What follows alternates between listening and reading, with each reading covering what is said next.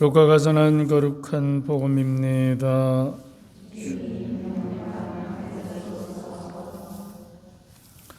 유다 임금 헤로데 시대에 아비아조에 속한 사제로서 저카리아라는 사람이 있었다. 그의 아내는 아론의 자손으로서 이름은 엘리사벳이었다. 이 둘은 하느님 앞에서 의로운 이들로 주님의 모든 계명과 규정에 따라 험없이 살아가는 사람들이었다. 그런데 그들에게는 아이가 없었다. 엘리사벳이 아이를 못 낳는 여자였기 때문이다. 게다가 둘 다 나이가 많았다. 저카리아가 자기조 차례가 되어 하느님 앞에서 사제 직무를 수행할 때의 일이다. 사제직의 관례에 따라 제비를 뽑았는데 그가 주님의 성소에 들어가 분향하기로 결정되었다. 그가 분향하는 동안에 밖에서는 온 백성의 무리가 기도하고 있었다. 그때 주님의 천사가 저카리아에게 나타나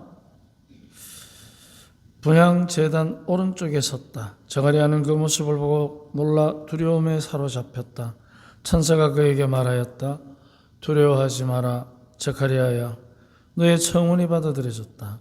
내 아내 엘리사벳이 너에게 아들을 낳아줄 테니 그 이름을 요한이라 하여라. 너도 기뻐하고 즐거워할 터이지만 많은 이가 그의 출생을 기뻐할 것이다. 그가 주님 앞에서 큰 인물이 될 것이기 때문이다.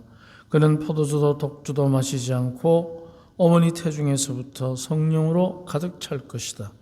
그리고 이스라엘 자손들 가운데에서 많은 사람을 그들의 하나님이신 주님께 돌아오게 할 것이다. 그는 또 엘리야의 영과 힘을 지니고 그분보다 먼저 와서 부모의 마음을 자녀들에게 돌리고 순종하지 않는 자들은 의인들의 생각을 받아들이게 하여 백성이 주님을 맞이할 준비를 갖추게 할 것이다. 저카리아가 천사에게 제가 그것을 어떻게 알 수 있겠습니까? 저는 늙은이고 제 아내도 나이가 많습니다. 하고 말하자 천사가 그에게 대답하였다. 나는 하느님을 모시는 가브리엘인데 너에게 이야기하여 이 기쁜 소식을 전하라고 파견되었다. 보라, 때가 되면 이루어질 내 말을 믿지 않았으니 이 일이 일어나는 날까지 너는 벙어리가 되어 말을 못하게 될 것이다. 한편 저카리아를 기다리던 백성은 그가 성소 안에서 너무 지체함으로 이상하게 여겼다. 그런데 그가 밖으로 나와서 말도 하지 못하자 사람들은 그가 성소 안에서 어떤 환시를 보았음을 알게 되었다. 그는 사람들에게 몸짓만 할 뿐 줄곧 벙어리로 지냈다. 그러다가 봉직기간이 차자 집으로 돌아갔다. 그 뒤에 그의 아내 엘리사벳이 잉태하였다. 엘리사벳은 5달 동안 숨어 지내며 이렇게 말하였다. 내가 사람들 사이에서 겪어야 했던 치욕을 없애주시려고 주님께서 굽어보시어 나에게 이 일을 해주셨구나.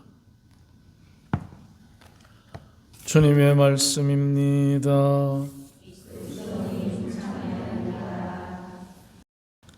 나에게 치욕을 갚아주시려고 큰 일을 하셨구나 하는 엘리사벳의 고백에서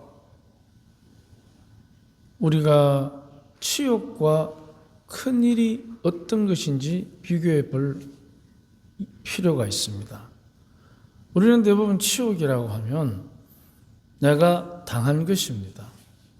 그런데 반대로 큰 일이라고 하면 엄청나게 좋은 일, 그래서 기적 같은 일을 상상해 볼 수 있는데, 그러면 치욕과 큰 일 사이에서 우리가 치욕을 받아들이고 큰 일을 꿈꾸면 치욕이 치욕으로 머물러 있는 것이 아니고 큰 일을 우리는 걸음이 되는 것입니다. 그런데 우리는 대부분 치욕을 겪으면 분노합니다. 그래서 치욕을 치욕으로 만들어버리는 거죠. 치욕이 치욕으로 남아있으면 상처가 됩니다. 그런데 치욕스러운 일들이 큰 일에 걸음이 되면 성숙된 치유가 일어납니다. 그러면 그 방법이 뭐냐? 치욕스러운 것을 어떻게 큰 일로 그 걸음이 되도록 우리가 바꿀 수 있는가? 그게 바로 순종이라는 것입니다. 순종. 스가랴가 벙어리가 되는 이유. 순종하지 않았기 때문에. 그것은 벌이 아니라 순종이 얼마나 행복한지를 드러내는 과정입니다. 그래서 우리가 순종에 관해서 한번 묵상해 봐야겠습니다. 강론원고를 보시면 순종하지 않는 자와 의인이라는 주제입니다. 순종하라 하면 자유라도 뺏기는 듯이 많은 사람들이 거부감을 느낍니다. 특히 합리성이나 효율성을 덜먹이면서 순종의 가치를 저하시킵니다. 순종은 양심을 저버리지 않고 자신을 낮추는 것이기에 정의롭고 다정합니다. 이제 순종은 치욕스러운 것이 아니고 그거는 굴복입니다. 순종은 정의롭고 다정합니다. 내가 누군가에게 순종할 때 생겨나는 마음의 힘입니다. 정의롭고 다정한 것입니다. 순종을 가끔 굴복과 착각하는 경우가 있습니다. 외부적인 힘이 감당할 수 없구나. 이문이 아무리 많아도 양심을 거스르면 저항해야 합니다. 이기적인 야심을 가지고 탐욕 때문에 양심을 버리는 것이 굴복입니다. 그래서 굴복은 정의롭지 못하고 다정하지도 않습니다. 굴복하면서도 이문이 없으면 굴복을 한 결과 나한테 떨어지는 게 없으면 속았다고 생각합니다. 양심을 거슬렀음에도 불구하고 순종하면 얻게 되는 순수한 양심은 마귀의 계략과 자신의 교만을 이깁니다.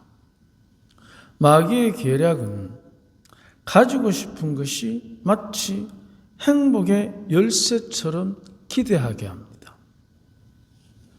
그래서 마귀의 계략은 있는 것보다는 가지고 싶은 것에 기대하게 만듭니다.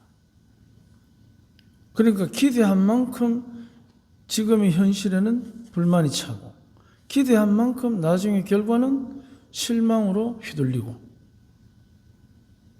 이게 악마의 계략입니다. 그렇기 때문에 기대가 온전하게 채워지는 경우는 잘 없습니다. 그럼에도 불구하고 우리는 기대합니다. 이게 악마의 계략입니다. 나아가서 우리 각자의 교만은 해서는 안 되는 일도 해도 되는 것처럼 착각하도록 조작합니다. 계략은 기대를 만들고 교만은 조작합니다. 해도 되는 것처럼. 순종하면 눈에 보이지는 않지만 세상을 다스리시는 하느님의 무한한 자비를 느낍니다. 순종할 때. 자비는 모든 것이 자기 나름대로 보다 높은 가치에 기여함으로써 행복하도록 인도합니다.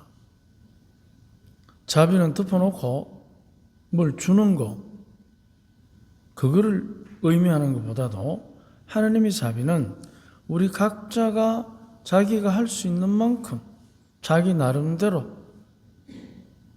자기의 개성을 가지고 보다 높은 가치,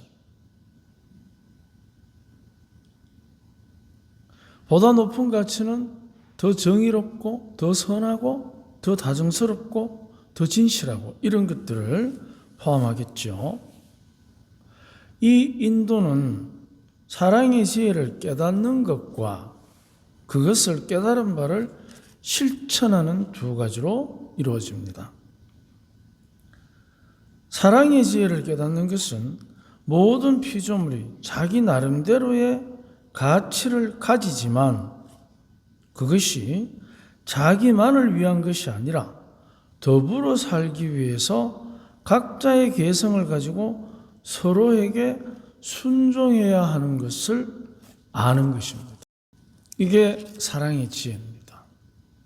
순종해야 되는 것을 아는 것이 사랑의 지혜고, 반대로 사랑이 아니고 기대나 조작은 서로가 다투어서라도 거짓을 저질러서라도 내가 하고 싶은 거, 내가 원하는 거 얻도록 합니다. 차이가 있습니다. 이 순종은 모두가 똑같은 형태는 아닙니다. 내가 처해 있는 삶의 환경에서 자기가 할 수 있는 자기만의 방식으로 순종하도록 합니다. 그래야만 서로가 어우러지는 것입니다.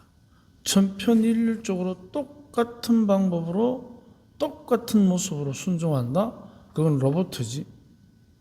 하느님의 모습을 닮은 사람이 아닙니다.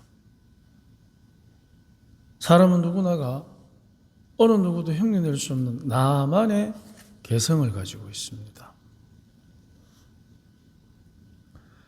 사랑을 실천하는 것은 순종을 통해서 자신의 이기적인 한계를 벗어나는 훈련을 하는 것입니다.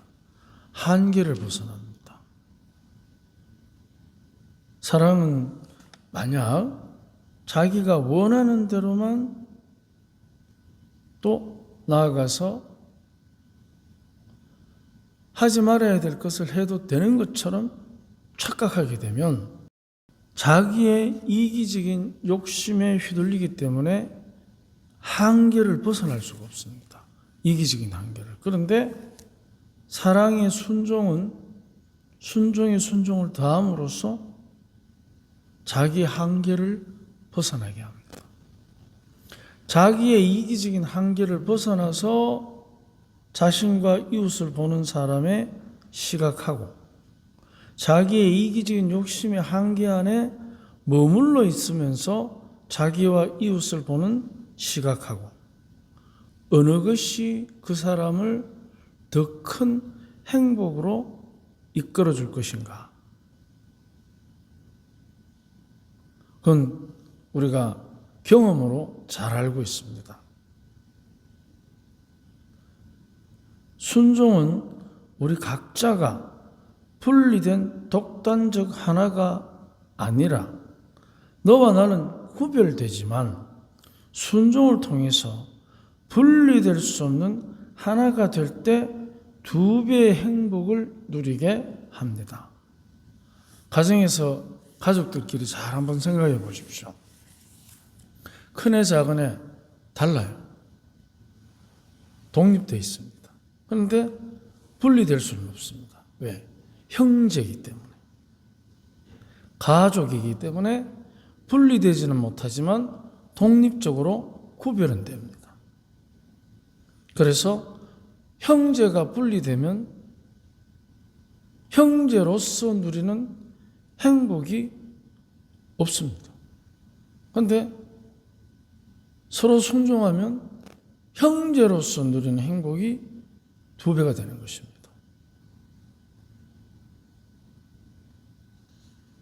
순종하면 할수록 의인의 참다운 가치를 누립니다. 의인은 자기 양심에 어긋나는 일에 순종하지 않기에 하느님의 선, 착하심 안에 머무르게 됩니다. 하느님의 선, 착하심은 항상 자기를 독차지하는 것이 아니라 내어주는 성숙의 기쁨을 의미합니다.